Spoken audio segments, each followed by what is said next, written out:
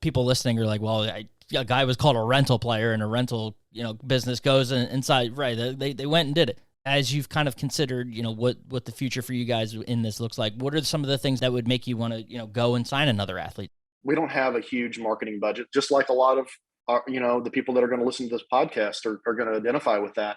Our strategy is going to be to find people who embody the values, the type of character, the backstory, the blue collar work ethic.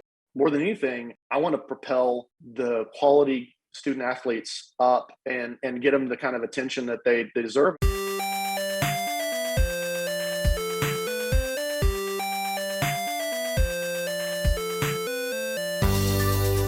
Welcome into the Independent Thinking Podcast. This is your host, Rob Stott.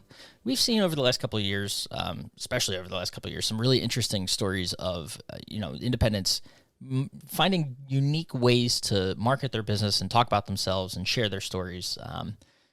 As we've all sort of had to adapt how we talk and communicate and things like that. And always, love the opportunity to share some of the outside the box thinking that, we've seen in this channel. And we've got a really cool one coming to us this week from Northwest Arkansas, the team at Castle Rental, Enos Barger, one of the managing partners and co-owners and down there at Castle. And it was something that sort of, fell into their lap, with the NIL deals or the name, image, likeness.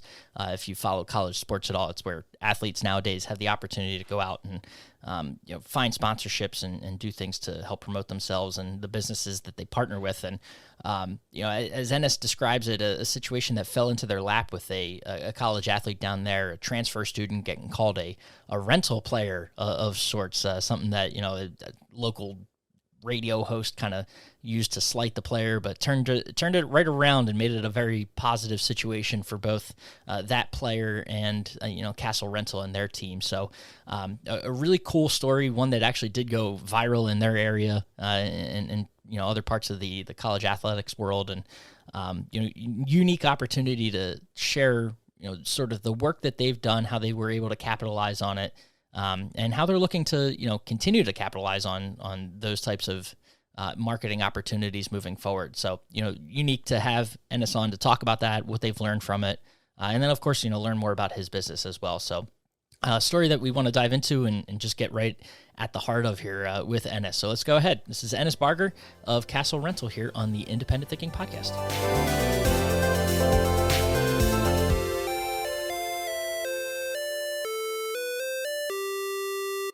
All right, we're back on the Independent Thinking Podcast. And, I always say, I feel like I start every one of these by saying, got an exciting one coming up, but this is a very different type of podcast that we'll get into for certain reasons here. And if you're watching the video version, the background on my left side, I believe it is when we publish this, I'll give you a little hint as to what we're going to be talking about. But before we do that, Enos Barger, one of the owners down there, managing partner at Castle Rental and Pawn, Northwest Arkansas. Appreciate you taking the time and calling in this morning and chatting with us here on this podcast. Oh, I'm absolutely delighted to be here and getting to talk about something that really have gotten excited about and for a lot of different reasons that we'll get to. But yeah, thanks for having me on. Yeah, not a problem. And a first time on the podcast, but not first time being interviewed. So nice to reconnect since Nashville when we were down there doing some videos. So how's everything been since, Nashville? And obviously we had Phoenix not too long ago, but since those prime times. Things have gone well. I came in as an ownership interest at Castle in officially January 1st of 21. And so it's been a whirlwind of activity, as you can imagine, and I know this will resonate with everybody that's an owner or an operator in an independent business. But it's one of those things where it seems like the list of things you want to get done grows much faster than the things you're actually getting done. But it's an exercise. Everyone, yeah, it's an exercise in discipline and prioritizing and understanding your limits and finding balance in your life. But no, it's been fantastic. Life is so much better than I deserve. I will say. So life is really good, and so yeah, things have been great and have been really enjoying the relationship and engagement. My I'd never really participated with NMG in my prior, history with the industry. And it's been really such a pleasant surprise, kind of the way the chemistry between retailers and rent-to-own dealers. Specifically, we're obviously the smaller minority of the overall count of the companies, as well as our the volume as an industry. But in our past, we've had some correlations in other trade groups where retail and rent-to-own didn't play well together at all. And so I like the kind of the culture in NMG and the support structures. And I think, the thing that's encouraging to me is, even though we're such a small segment of the group, we've got really good leadership at NMG that takes an active interest in making sure that the rental industry doesn't kind of just tag along behind, and which it's easy to do if you don't take intentional action to do something different than that. So yeah, it's been good all around. No, that's awesome. And we'll circle back to that, because I had a couple of things I wanted to ask you. But before we dive much deeper into that, talk about, you mentioned your background and, kind of coming into the rent-to-own space. Go back a little bit further. Give us a little bit of history on who Enos Barger is, and Sure. how you came into the business, and what brought Well, you where you are today. It's funny how it's going to segue in. And I didn't really even think about this until you just asked that question. But,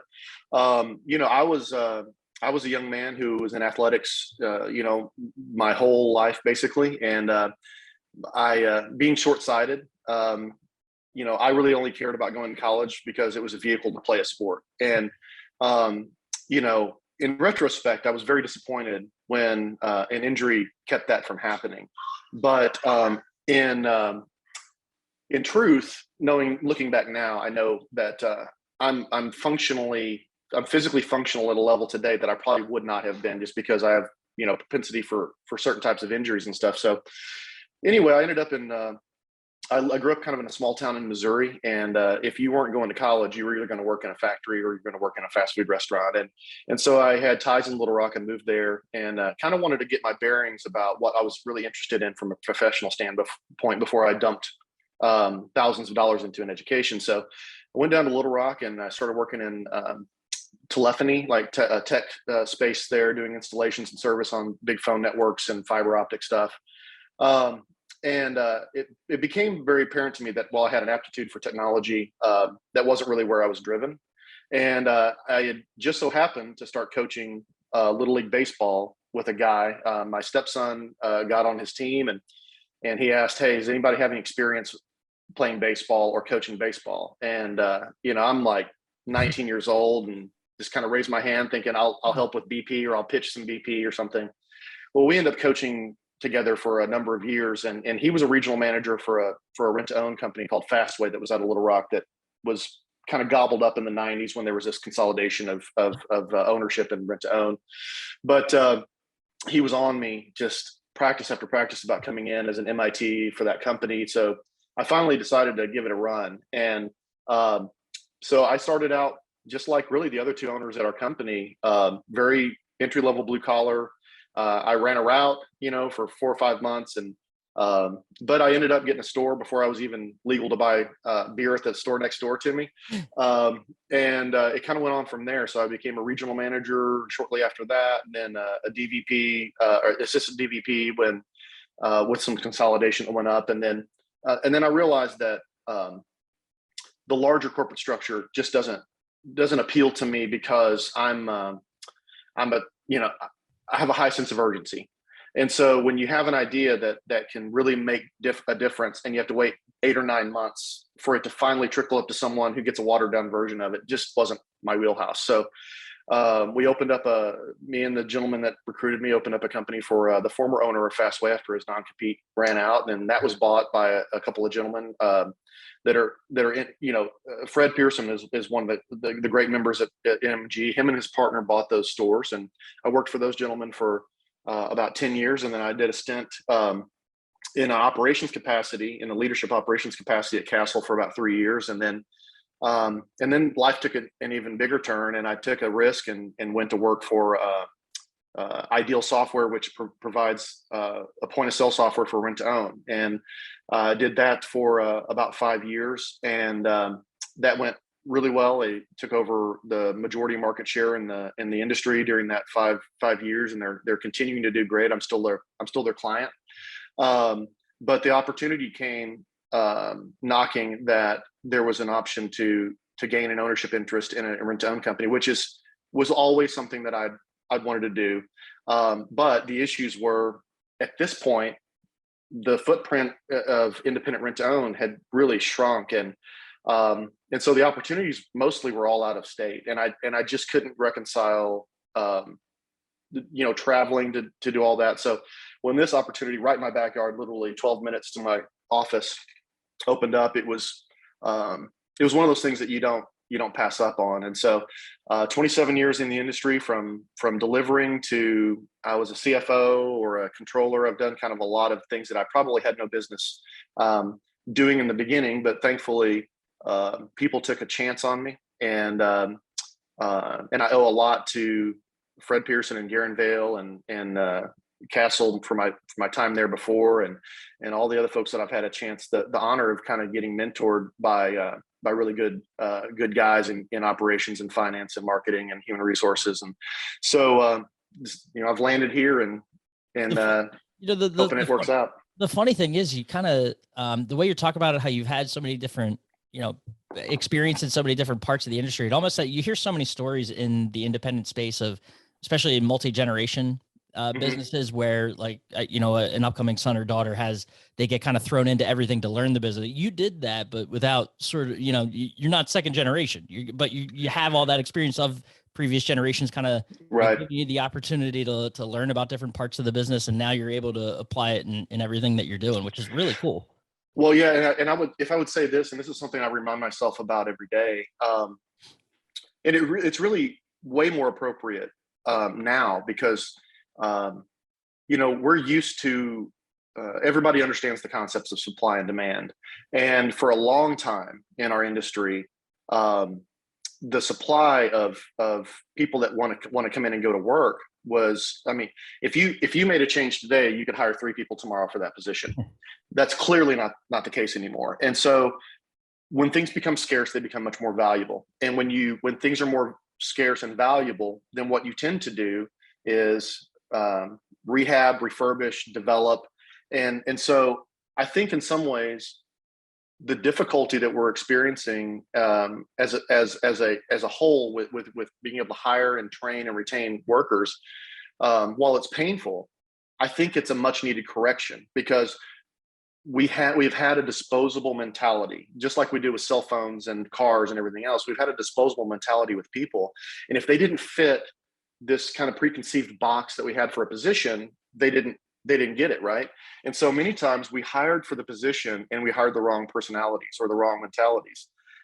So what it's forced us to do now is be a lot more creative with leveraging the talents of the people that you do have, and getting rid of that paradigm where I have to be very structured and this position does this. And what we've really been delighted by is that people never tend to fail to surprise you. Sometimes that's in a negative way, but sometimes that's really in the best ways. And so I would encourage people, if you have employees that are passionate about doing something, give them a way to feed that passion. It may not be all of their job, but I was so blessed to have people who took a chance on me, because I think my biggest quality all along that's carried me through is just a fearlessness about failure. And I don't like failure any more than anybody else. But just being, if someone said in a meeting, I just can't get this done, I was just like, I'll take it, and part of that was being young and wanting to prove yourself. But the good news is it ended up being a tremendous blessing, and I wouldn't be in the spot that I'm in today, or want to be in the spot, frankly, that I'm in today, without having the kind of foundation that got built, really with someone else's money at risk. And so I'm very thankful for that. But I would encourage people to really look at ways to leverage people's strengths rather than to try to force them to grow into an area that maybe they're not suited for. Yeah, no, I love how you kind of turn the challenge of that around, and sort of look at it as a way, it's also an opportunity, right? So that you Yeah. find these types of the diamonds in the roughs that maybe Yeah. you would have passed up on when, you had kind of that oversaturated market of people looking for work. But, what kind of brings up the question, what other challenge, thinking about just the difference between rental and regular retail, are you guys is it very similar challenges, to the retail community out there, as far as you mentioned, obviously the talent and finding people, but, supply and other things as well? Sure. Yeah. And we happen to be a little bit tightly, I think we're a little tighter squeezed here than maybe in some areas, because Northwest Arkansas, a lot of people probably, don't know much about Northwest Arkansas. They kind of assume Northwest Arkansas is like all of Arkansas, and they kind of lump it in this flyover state. But Northwest Arkansas is home to Walmart, Sam's Club, Tyson, JB Hunt, and other big industries that support them. And we're actually scheduled to double in population growth from about 500,000 to 1 million in the next 10 years. So you've got what's going on holistically with the workforce, and then you've got a very concentrated area where people are trying to move in, but cost of living is rising, and so now wages get driven up, and just it's a lot more expensive today than it was even 2 or 3 years ago to hire even kind of your entry level wage pool. So we are definitely seeing the tightening there, and and rent to own operations tend to run pretty lean. I mean, most rent to own stores have 5 to maybe 7, 8 employees. So that's a little different than a wait staff of 60 people, where if somebody calls in, you've probably got someone you can get to come in. And so rent to own is our margin for error when you have shorthandedness is it's brutal, because we do so many things out of that one spot. So yeah, we're definitely struggling with that and trying to find creative ways to bring in the right people. And honestly, if you truly think about business these days, you may very well be marketing harder to get people than you are necessarily sometimes to get people to come through the door and buy. And I don't think I've ever known of a time in my history that was the case. Wow. But hopefully the hard, we tend to only grow when there's difficulty. So hopefully, even if the job market gets better, we're better employers as a result of that. And so I think it's, in some ways, difficulty is healthy, because it kind of forces us to adapt and grow. Yeah. So out of the kind of, you talk about the difference between, how many, just the number of staff that one location might have as opposed to traditional retail. For the retailers listening, what is it you walk into a Castle rental, what do you see, and how different is it from a traditional retail experience?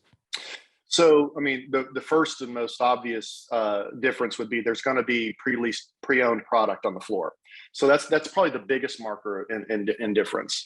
Generally the showrooms are going to be a bit smaller, and that's actually kind of played in our favor with the shift to more drop ship. Being able to get short amount of goods without having to take truckloads and those kinds of things. So we've stayed lean in that way. Our footprints are generally a good bit smaller than most traditional furniture, appliance, electronics retailers. And then, our stores are kind of really unique in the fact that 5 of our 6 rent-own stores also have full service pawn shops in them. So you kind of have this Mason-Dixon line in the store between the two. But the challenge is how you put forward the very best image that you can, while on average having a mix of about 60% new and 40% pre-leased. And so a lot of our attention is, where do things get placed, and how are they refurbished, and how are they presented and sold, and all that. But that's probably primarily the difference. Many times the areas of town that rent to own has traditionally been in has been maybe not the more high end areas of town, but I'm finding that most rent to own companies are moving really somewhere to the in between. And because, we're not a cash business as much anymore. A very small percentage of our business is cash business. So now with technology, like with our point of sale software, our customers can pay online, pay by text, pay over the phone, recurring payments through ACH. So we're seeing less of that weekly, biweekly, monthly foot traffic than we have in the past, which allows you to distance yourself a little bit and get in the middle because your customers aren't driving to your store every week to make a payment. So, but I think that's probably most of the difference. Where, we kind of talked about the challenges that you're facing a little bit. What are some of the things that you're seeing that are working for you right now, the successes, where we stand right now with the way the industry is? Sure. Well, one of the things that, and this is really, basic stuff that's not going to be a surprise to anybody, but one of the things that we did was made a real strong initiative to solicit reviews. And so in over the last 2 years, we've been able to, and we don't do anything, like we don't pay for reviews. There's no discounts for reviews. We just solicit them. And so we've driven our reputation ratings on both Google and Facebook up into the 4.7 to 4.9 range, and in two industries that you're going to get a fair amount of unfair criticism just because something went wrong with someone's payment, and we could have helped them out 6 times over 8 months because of all the various times that different people, like this is an example, get COVID, and then you finally have to pick them up after extending so much grace and help. And then all of a sudden they post a review. It's like, I paid great for 6 months and first payment I missed because of COVID, they picked up my stuff. And then you can't defend yourself. So we know we're fighting an uphill battle as it comes to reviews. But I think one of the things that set us up really well for something we're going to talk about later is the fact that we've garnered a fair representation of the kind of customer interaction that we have. And so that's been a success. I think we've gotten a lot better at strategically managing our inventory. So one of those things where when things are easy to get, you become sloppy. You're not as refined in your approach.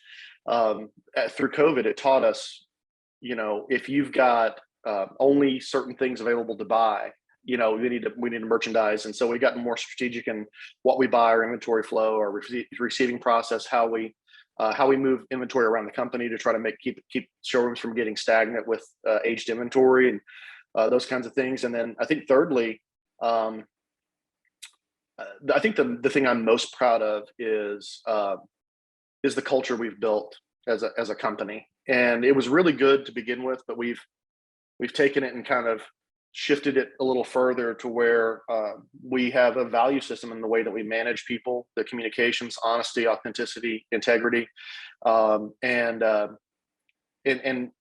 having basically valuing human capital, human interaction, and valuing our people, and being much more in tune with what's going on in their personal lives, not being nosy, but just the old days of leaving it at the door. That's never worked. You're not disconnected from your life the minute you walk across the threshold at work. So I think those things, and we retained employees a lot better than a lot of companies did through that period of time. And I think that's been, that's an unforeseeable benefit of that. But those are the things I'm probably the most proud of over the last 2 years. Well, that's awesome. And a lot of great things too. And things that, could have been struggles that you've kind of turned around and made into successes. And I'd argue to say there's a fourth, and it kind of is the segue into, what got you here. And that's marketing. You guys have done pretty well with, being able to market and talk about yourselves and in some unique and different ways. And I don't want to steal the thunder, so I'm going to let you tell the story of how. First of all, I guess we should give a little bit of background on what NIL is for those that don't know. So it's the name, image, and likeness policy or initiative that the NCAA college sports, their governing body put into effect just a year ago. So I think this is just, it's just entering its second year, where it basically gave college athletes who, you think about years past where boosters would get them in trouble and money was flowing and just wasn't really out in the open and kind of created a whole unbalanced and unfair looking system. But now they've gone ahead and made it something where athletes can go out and get sponsorships, use their name to their benefit and build their own personal brand. And, led us to some really unique ways of them going about doing that. And one of them, walked, well, I should say landed really right in your lap down there at Castle Rental. So it did. And I'll tell you, I would, I'd love more than anything to take credit for the thing, soup to nuts from the beginning to the end, but that's just not the case. And I've told a number of people, we just happen to be in the right place at the right time. And, all we had to do was not screw it up. And so we pulled that off. But I'll give you a little backstory. So we're in Northwest Arkansas, as everybody knows, and that's Arkansas is a unique state from the perspective of there's no city big enough, really, population wise, to support a true pro, level 1 pro team. We have a couple minor league teams and things like that, but and we also have kind of one flagship university. Now there's another university on the other side of the state, and a bunch of great smaller universities that do well in their respective divisions of conferences. But it's really University of Arkansas or bust in this state.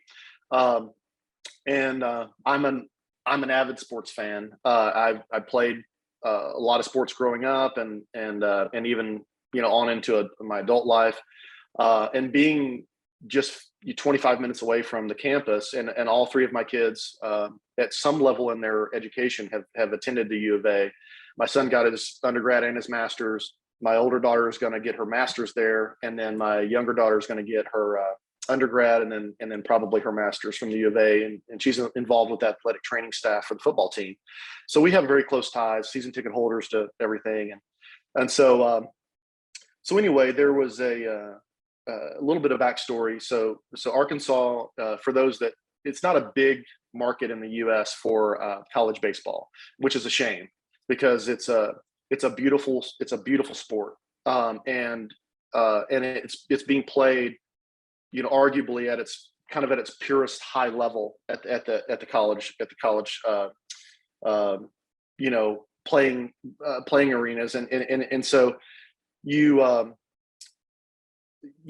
you kind of have to be dialed into it though a little bit. And so in Arkansas, it's a lot easier because Arkansas has had they're making their 9th trip to the College World Series in the last 20 years, which for people that don't know, that's basically the equivalent of an Elite Eight. So it's the last 8 standing teams in the playoff program, and so it's incredibly difficult to get there. And we are spoiled at Arkansas because we've had a great coach and a bunch of top 5 recruiting classes. And so the last year, they were the number 1 ranked team almost the whole season, did not lose a single series all season.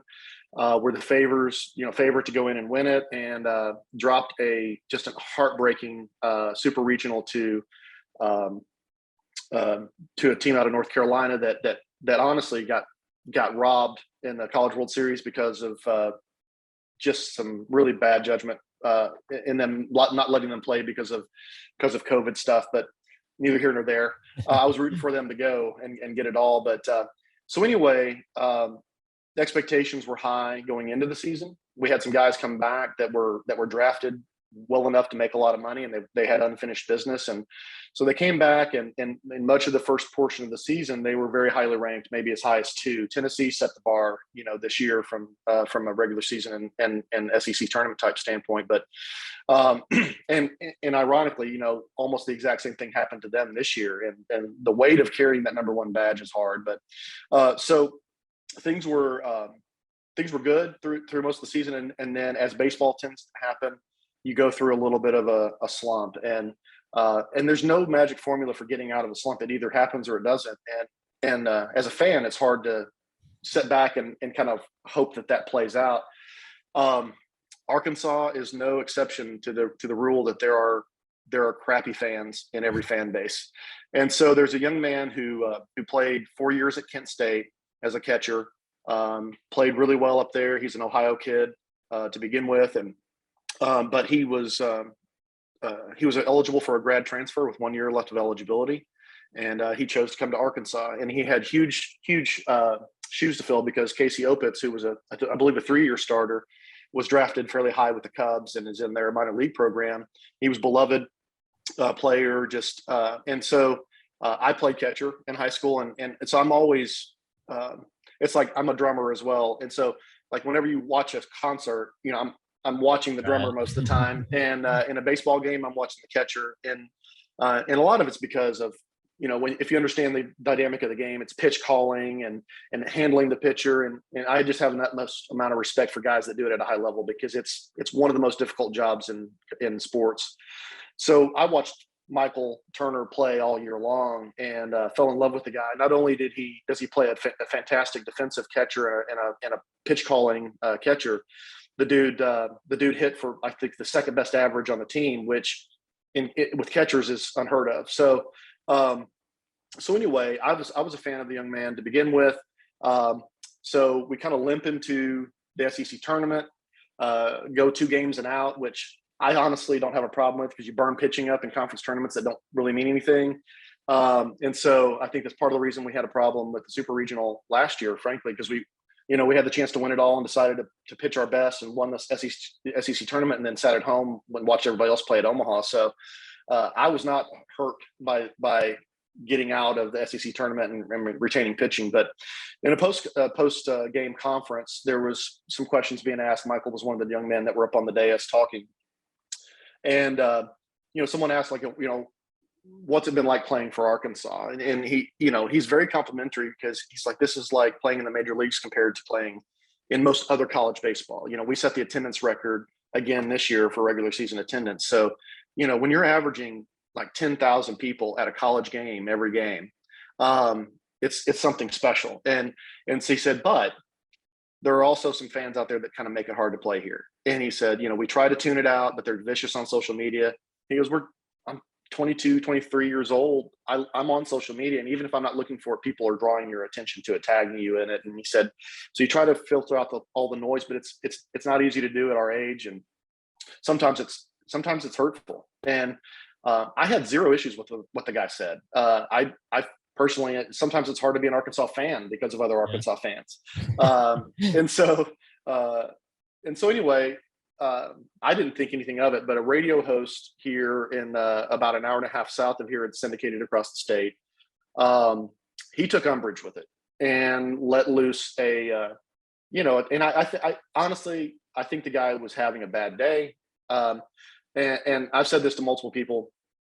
I'm so thankful that my worst moments aren't for an audience, and I think we all need to be careful about how critical we are of people who are in the spotlight, because to talk as much as guys talk and not say something stupid, I know that I couldn't make it a week. And these guys do it month in and month out. So this is not a knock on the gentleman that said this, and he's come back and apologized profusely, and I think he's been good humored about the play that it's gotten and all that. But he basically said he was kind of a loser and a jackass and kind of a clown, and he had no business. He's not even a real Razorback. He's a rental player. So, right. Keyword now, like I said, yeah, I'm ashamed that I didn't think of it the moment that I heard it, because within an hour I knew what had been said.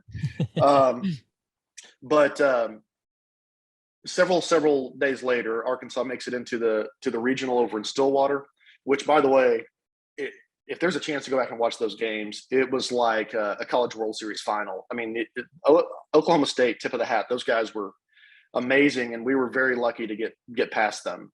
They were hot. They scored 29 runs in one game. And so first game of the series, they're up against Grand Canyon, and Michael Turner is, I think, 3 for 3, probably 3 or 4 RBIs, a home run. He had thrown out 2 runners at second by the time we were in the 5th or the 6th inning. So a radio personality here who's not a sports talk radio guy. He has a regular radio show, but he's kind of ingrained in the fabric of our community, and he's become the PA announcer initially for women's basketball. Then he was also baseball, then men's, and now he's doing stuff at football. So he's a well-known guy, and someone we've done some advertising with in the past at Castle. So he tweets out, if Avis or Castle Rental don't do an NIL deal with Michael Turner, what are we even doing in this world? And I saw the tweet pop up on my feed, because I'm watching the game, and I saw this tweet pop up on my feed, and I was like, duh. How did I not get this? So I immediately respond, and I was like, as an owner at Castle, a former catcher and a rabid Razorback fan. I don't know how I missed this, but we're going to do something, and I'm making some phone calls today. So that was really the catalyst that got it started. So here's where I will take a little bit of credit. My high sense of urgency and impatience paid off, and so I immediately tweeted at Michael Turner and said, "Hey, this John Williams had a fantastic idea. We don't think rental's a dirty word. You're our favorite rental player of all time. Let's talk about an NIL deal." Now, it took two people to have a high sense of urgency. So 5 minutes after the third out, he's taking his catcher's equipment off and evidently checks his phone, sees my tweet, DMs me, says, "Dude, love the idea. Let's talk." And so I shot him my phone number. He texted me back immediately. And so over that weekend, he supplied me with the young lady at the University of Arkansas that's kind of the NIL liaison, who's a former gymnast at the U of A and has worked in that department, and Sydney McGlone, and she's a fantastic young lady. He said, she's our girl, and she's going to be able to kind of help us navigate this, because Michael had only gotten a few NIL deals, and it was really just like some free wooden bats and some hand grips, and nothing outstanding as far as like impactful for him in his position. So he said, "I really don't know a whole lot about it," and I said, "Yeah, fantastic. I'll call and deal with her on Monday," because they were still playing Monday night. So I got a hold of her, and I found out, honestly, and I don't think it'll stay this way long, because anytime regulation has to come in and people are trying to govern something, it's going to be infinitely, look at our tax code. Right. It's going to be infinitely more complicated soon. Right. So we're really in the sweet spot today for being able to do a lot of stuff without much regulation on how it goes. And there are some rules you have to apply, but they're really simple to deal with. And I told Michael, I don't want to distract from what they were doing in Stillwater. So I said, let's not talk any business until you're back in town. And so all of our exchanges were really just about the game, like talking to him about a back pick throw he made and just different things like that. And, I tried not to fanboy too much, but he's such a good guy. And he really, really took a lot of interest in talking about things. And so, needless to say, they ended up winning, and so they traveled back Tuesday night in the middle of the night. They got back into Fayetteville at 3:30 in the morning, and I woke up Tuesday morning to a text from Michael at 4:45 a.m. that said, "I'm back in town. Let's talk today." Wow! So we talked on 2:00 on Tuesday. Ironed out a deal, and it was really the blind leading the blind. It was like I said, "Michael, I don't even know what to offer you," and he goes, "I don't even know what to ask for." And so we just kind of talked about what his needs were, because you can do cash compensation, right? You can do trade, you can do you can do like give them something or whatever. And he's in a unique position because he's gonna be going into the draft, and he's gonna go into the minor leagues and travel, and so he may need things for his home or whatever. But we had a very short period of time, because we had the very next day was the only day to get anything done before they were heading to Chapel Hill for the North Carolina Super Regional.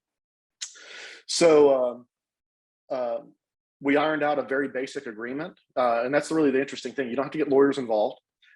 It's really just a very simple one sheeter that that kind of lays out what's being exchanged for what, and then I sent that to Sydney at the U of A, and she knew the timeliness of what we were trying to do with the window, and of course she loved the idea from the get-go, because everybody there was very upset by the way he was treated and all that. Yep. So anyway, she approved the thing at like 8:00 Tuesday night from her house, and then Wednesday morning I took our Castle gear down to him, met with him at the Razorback practice facility. We signed the contract, handed him the check, and then talked about our first engagement.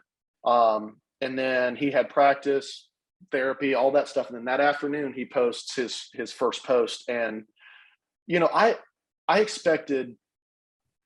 did expect to get some traction with it, because it was a hot story. Yeah. I had no idea. no idea that it could possibly go viral the way it did. Yeah. I mean, so this young man who who was really only known to people maybe in Ohio and Arkansas, suddenly trended on Twitter for like an hour and a half that evening. And national sports writers picked it up. We were on sports. I got calls from different people around the country in Dallas, where sports talk people were talking about it that morning on the drive. And and it's, but I'll say this: it was an extraordinary chain of events that led to something this perfect, and the person that I really need to give the most credit to is Michael Turner, because if he wasn't the guy that he is, this could have just really fallen flat. But it was a great idea by John Williams, and it's a great young man, and then kind of a weird chain of events that started out as a negative, but really turned into, and I don't know if anybody would go back and go, well, if we'd had it all to do over again, we would do it this way again. But honestly, I think it's ended up resulting in Michael Turner getting elevated finally to a level of what his character and play deserves. Right. And so about 10 o'clock Tuesday night, when this thing was just exploding, I shot a text to Michael and I said, I know this is going to help our business. And if we get 1 or 2 new customers out of it, even I'll be ecstatic. But it was worth every second of effort and every dollar we spent to get a chance to see this kid get the kind of love he deserved since the day he walked on the campus. And so for that, it's just been, we feel fortunate just to have be able to be a part of it. So what we did was we took a play on the whole thing with the rental player, and we announced Michael as our D1 NCAA baseball rental player of the year. Because there's a lot of things you can do when things, when kind of unfair criticism or negativity comes to you. But one of the things that I've seen is if you can lean into it,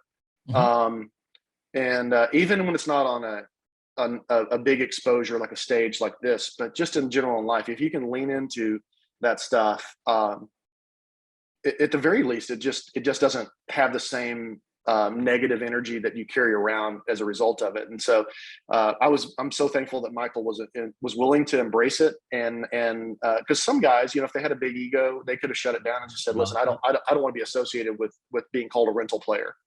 But the good thing is it's really, and we were kind of a catalyst now for Michael signed, I think 4 or 5 more NIL deals just in the last week since, and we've been soliciting for him. We did have an exclusivity clause in our engagement that wouldn't allow him to do business with a rent to own or a pawn competitor within 100 miles. But I purposefully put language in there that allowed him to engage with car rental, equipment rental, house and apartment leasing, RV rentals, any of those kinds of things. And so they're out, there's been people now that are kind of working with him to get him set up. And I just want him to benefit as much as he can for the great work that he's done. So it's such an incredible story. And again, it actually kind of goes back to earlier, us talking and you guys turning the, the situation of what, employment is like right now in the talent pool, something that could have been a challenge, and turning it into something that's a really awesome success story. And just to see it, the way you talk about it, and, it's only it's been barely a week. Maybe a week. It was a week ago. It was a week ago Tuesday. Yeah. So crazy to see how, in such a short period of time, it's been able to benefit both, to your point, both you and Michael. And, without getting into like what the asks are and things like that, what are some of the things that you kind of expect to come, down the road from this, because of, being able to capitalize, not just capitalize on the story, but to get involved with like the NIL and kind of what, that's sure to the table. Yeah. So I think it's for not having given it a ton of strategic thought in the past, because we had entertained doing an NIL deal with a young lady that I knew personally, that had played basketball against my daughter in AAU and that kind of thing. But that fizzled because she had a health problem where she had to retire from playing college athletics. But I didn't, that wasn't like, okay, this is how we're going to make this apply to our business and all that. It was really more of a goodwill kind of thing, and hoping to get some more visibility for ladies basketball, and because it's a great product. A lot of people don't watch, unfortunately. Um, but this last week, it's been on my mind a lot, and so um, and I've had a lot of people call me to talk about this, other small business owners and stuff that are not in related industries, even, that just happen to, DM me on Twitter and ask if they could take 10 minutes of my time. And, I'm generally going to be open to try to help anybody, but I'm specifically passionate about this because of what I believe is really just such a sleeping giant from a standpoint of building your brand, and also um, taking care of kids that I really think embody what got them to where they're at, is exactly what it takes to be successful in business. And it's getting up and embracing the grind. It's that blue collar work ethic. It's teamwork. It's battling through adversity. And I'm thinking the parallels between college athletes and independent business owners, they're too many to be, coincidental. And so it got me thinking a lot about how could we continue to do something in this arena. And now this is a once in a lifetime kind of deal for us. There's not going to be another scenario that's going to line up. The stars aren't going to get in alignment for this kind of deal again. But that should not be the only reason you would ever do this. That was going to be kind of my follow up. And people listening are like, well, a guy was called a rental player, and a rental, business. So obvious. Inside, anybody can hit that softball. Yeah. But to those other business owners, when would it make sense? Or like, as you've kind of considered, what the future for you guys in this looks like, what are some of the things that you're considering that would make you want to, go and sign another athlete somewhere? Sure. Well, so we're already looking at next year. So we knew the engagement with Michael was going to be fairly short, because he's only going to be in the area for maybe another 30 days. And he's going to be off pursuing, his next level, and we're going to support him in that. And, but he's not going to really have time for us, and it's kind of a different scenario at that point. But I thought, what a tragedy that we didn't do this. We couldn't have done this early in the year and gotten to, and not really just for business standpoint, but just because of how cool it is. And it really, the thing I love about it is it really allows you to get creative and find kind of a unique proposition. And so I was talking with my business partners, and so I said, I really want to find a way to parlay this into the future. And so it dawned on me, there are transfer athletes that come into our university in every sport every year. And so what we've decided to do is we're going to attempt to sign an NIL deal with a transfer player in every major women's and men's sport at the university next year. But we're 6 stores, and we don't have a huge marketing budget, just like a lot of the people that are going to listen to this podcast are going to identify with that. We certainly didn't have anything scheduled for NIL in June, but we made it happen. And so, but we're going to designate a Castle Rental Player of the Year in each sport going forward. But in talking with the university about who we're looking to sign up with, Michael was an anomaly, because he's a guy who did excellent on the field, and he has great character, but he had not gotten, probably because it's more baseball than it's not as visible as basketball and football. But he was the MVP of the Stillwell Regional by chance as a result. And so, but we're not necessarily looking for those top 4 or 5 players on the team. They're going to get fed, and they're going to get fed well by big companies that can afford the big budget NIL deals. Our strategy is going to be to find people who embody the values, the type of character, the backstory, the blue collar work ethic coming from, they weren't at some prep school getting recruited to play high school ball. And so what we're going to do is, instead of using it as a platform to try to just push Castle, what we're really going to try to do is use it as a platform to let people get to know that athlete.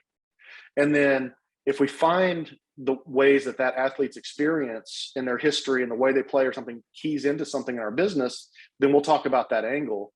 But more than anything, I want to propel the quality student athletes up and get them the kind of attention that they deserve. And hopefully it parlays again into more NIL deals for them and others.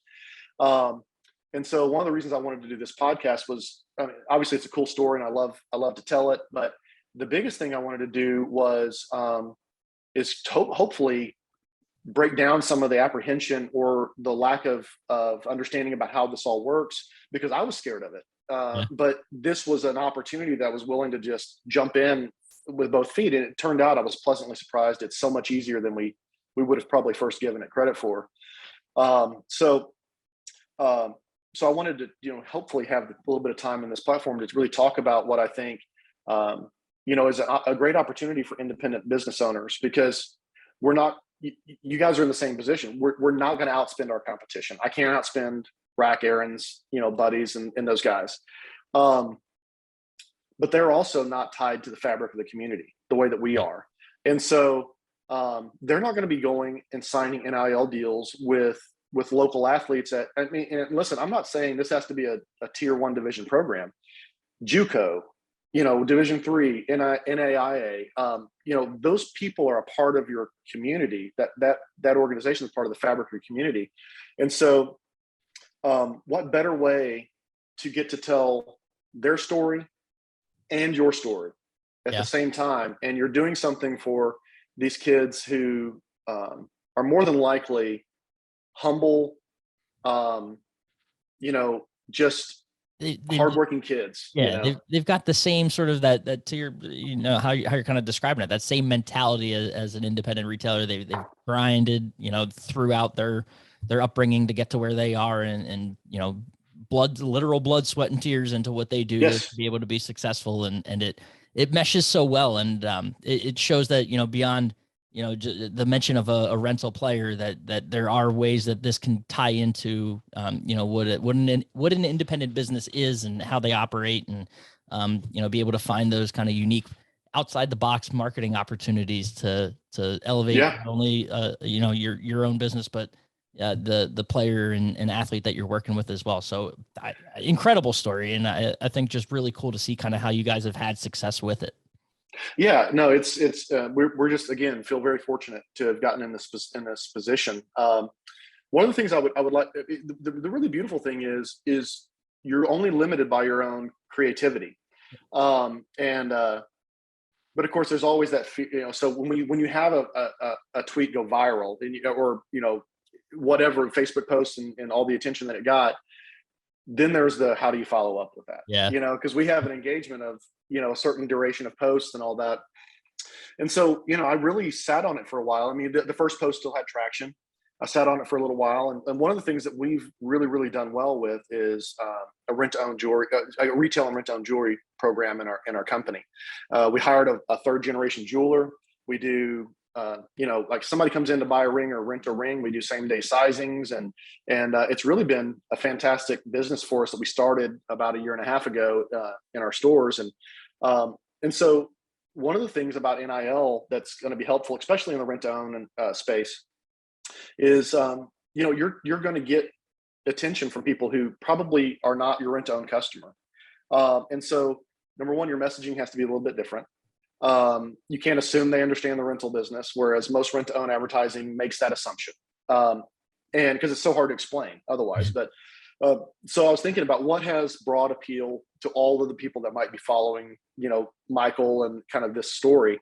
And jewelry made an obvious, was the obvious choice. And so how do you get a baseball player to talk about jewelry and anybody go, or even pay attention? So So anyway, I played around with it for a little bit, and then it dawned on me. And so the follow up yesterday was Michael's talking about our jewelry program, and said, it's top quality, and can't recommend them enough. And then so the last catchphrase was, well, what do I know about jewelry? Or why take my word for it? And then the end of it was, well, I have worked around diamonds my whole life. And so, there you go. So it's a little cheesy. Yeah. But sometimes cheesy is okay because it's attention getting. Absolutely. And so we've gotten another round of really good compliments off of that ad. And so for me, it's fun. It's a game. It's a kind of a game to come up with the next kind of thing. And I think people really enjoy cleverness these days. Yeah. And well, hey, if I, knock on wood, because they're kicking off here pretty soon, but I don't know if they do College World Series rings, but maybe that could be they do. Time. There you go. Well, actually, matter of fact, the headline on his was, while I'm in Omaha trying to win my ring, why don't you shop for Castle for yours? There you go. And so, so yeah, we're looking forward to it. And I'm actually we're leaving 6 a.m. tomorrow morning to drive to Omaha, and I'm gonna get to watch my first College World Series baseball game, watching Arkansas take on Stanford. So it'll be a tall test, but looking forward to that. So if you can indulge me just for a couple more minutes, I'll talk a little bit about kind of the framework of how NIL works. So one of the things you need to clearly understand about NIL to begin with is your agreement is with the athlete, not the institution that they play for. So like on this podcast, because I'm telling the story behind it, I can talk about the U of A and Razorbacks and all that stuff. But in the direct advertising, they can't be wearing the school uniform. Right. They could be wearing the colors, but they can't wear the logos. He could have even worn catcher equipment. It could have been red. Right. Couldn't be the Razorback stuff. And so we were able to refer to him as the D1, NCAA Stillwell baseball regional MVP, and pretty much everybody knows who he is anyway. But we may not always have that benefit of having an athlete that's as widely known. But so basically, you just have to mind your P's and Q's about how you refer to them and how they refer to themselves in your advertising. Mm-hmm. The beautiful part is the very first post is like, "Go Razorbacks," So I mean, it's going to be widely known because of the engagement, but there are those rules that you live with. Now, I will say, if you're in an area with a smaller program, let's say it's like a JUCO program, they may very well say any publicity that you can get for this athlete, you're free to use. Just get it in writing that you're free to use. Right. Their name, or the person could wear their uniform or whatever. Yep. So I wouldn't deter you from at least asking. It can't hurt. I already knew we couldn't afford it with Arkansas because I've looked at those sponsorships before. Yep. There's a reason it's Coca-Cola and Tyson that are doing those. SEC world, it's just a different world down there. lots of money in sports, man. The good and the bad of it, But the other thing is you can find out who on staff at that local university handles the NIL, compliance stuff. And then, but here's the beautiful thing. It's, unless this person's gone out and got an agent, and most of the folks that we can afford don't hire an agent for NIL, but you're really negotiating directly with the athlete. And so whatever you come to an agreement on, as long as it's, there has to be an action or value that's traded for the compensation. So this is what keeps you out of having these donor booster problems. And this is kind of what's, there's been a lot of brouhaha between Texas A&M and Alabama, and there's accusations that there wasn't actually a service provided by the athletes who are getting these compensations and all that. I have no idea whether there's validity in any of that criticism or not, but I do know that we spelled it out very clearly. He's going to receive this for this, and you have to stay within that framework. So if you're going to add something, so I'll tell you something that was beautiful about this engagement with Michael. He was only obligated to make the posts. That young man stayed on social media for about 15 hours out of the next 2 or 3 days, liking and responding to posts. And I actually have drawn up another NIL deal that outlines the work that he did complete in exchange for an extra amount, because he went Awesome. so far and above and beyond what he was obligated to do. And so he's very excited about that. But so yeah, so you just basically have to be very, but it doesn't have to be legalese. It was literally a Word document that was less than a full page long. And so I would encourage everybody to take a look at this. Now, I did get contacted by a guy who's doing, he's with a company called Market Price. It's MarketPryce. His name's Chase Carrier. And I can share the contact information if you feel like it's appropriate to put it on the podcast. But this company, it was designed to sign up a stable of college athletes and then help them find NIL deals. And we as the end consumer of the NIL deal do not pay market price. There's a compensation deal in there, but they're intimately familiar with NIL. And so if for some reason you're interested as a business owner out there, if you're interested in doing NIL, but my description of it still doesn't have you necessarily comfortable with digging into it, there are companies out here like Market Price that are out there working on this thing. But my encouragement is, independents generally lag behind when it comes to innovate, taking advantage of innovations in marketing and even sometimes business processes and like e-commerce technology. The big boys always kind of have, because the budgets will afford that. This is a really great opportunity to get in on the front end of something. It's probably not going to cost you much money. It's going to be a fraction of your normal monthly marketing budget. And so just look at a backstory from an athlete, look at their name, look at the position that they play, find something that ties them to your business.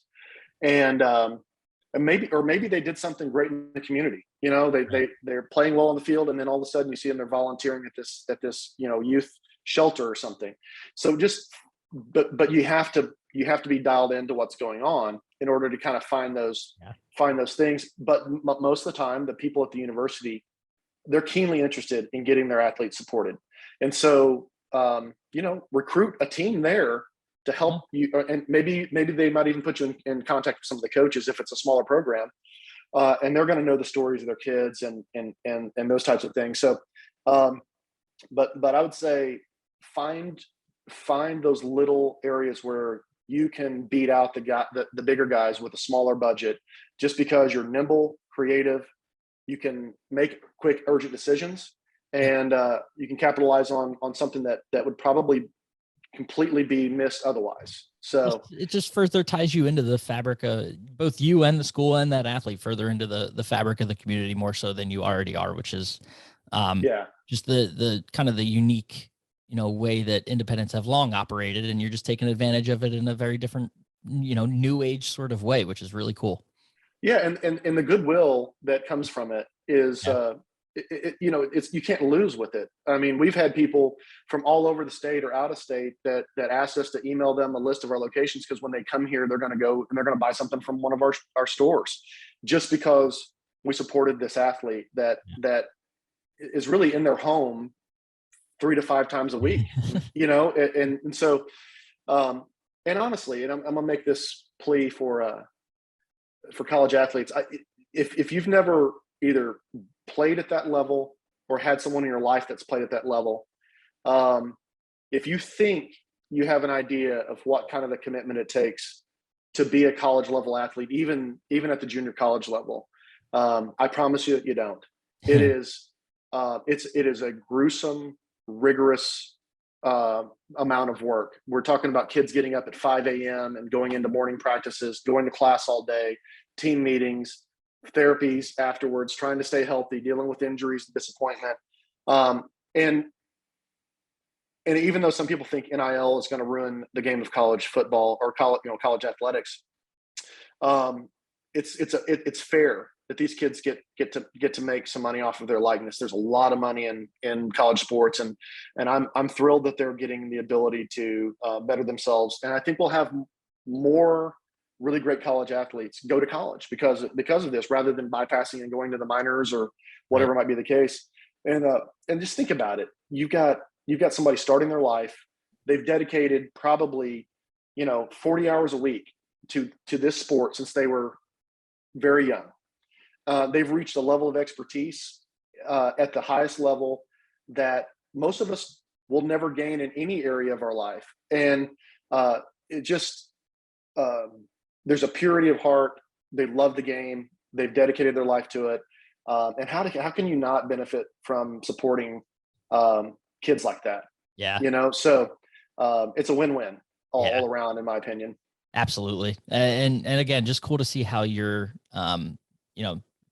taking advantage of a really unique and awesome situation, but, looking ahead to how you'll be able to kind of use it moving forward as well. So it's not that one-off kind of flash in the pan type thing. So yeah, awesome to see, and really happy to be a platform where you can share that kind of story, because there are so many other independent businesses out there that could, find that angle and be able to do something similar and have the success that I think you guys are having. And awesome to see. But no, we appreciate you sharing the story and getting it out there. This was a lot of fun to learn about. I think educational for me too, because you hear about it and read about it in the news, but to actually talk to someone that's been able to go through the process and share what it's like and all that, those kinds of details. And I'm sure it'll change over the course of the years as the NCAA reviews and looks at it and refines it. But hey, for now, it is what it is. And get in while it's the wild, wild west, Exactly. But no, Enos, I appreciate you taking the time. This has been a lot of fun.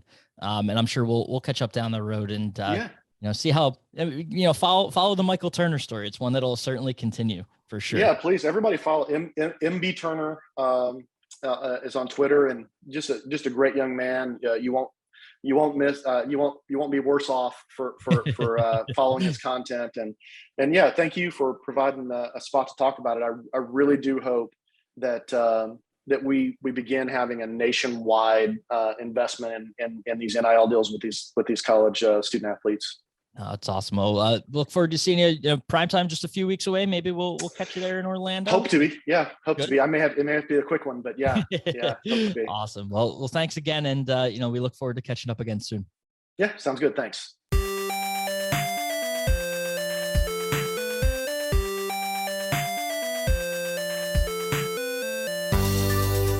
Awesome. And thanks again to Enos for sharing just a really cool story of, how they were able to take a situation where, the player gets kind of blasted in the media, if you will, and turn it around and make it something where they were able to, do something that benefits not only the athlete, but their business as well. So really cool opportunity for them. And, it would be unique to see if other independents can find ways to, turn maybe not exactly similar situations, but find ways that they can partner up with some of those athletes and do some of these things for their own businesses. So appreciate Enos sharing his story and the Castle Rental team. And as always, we appreciate you listening to the Independent Thinking Podcast, and we'll catch you next time.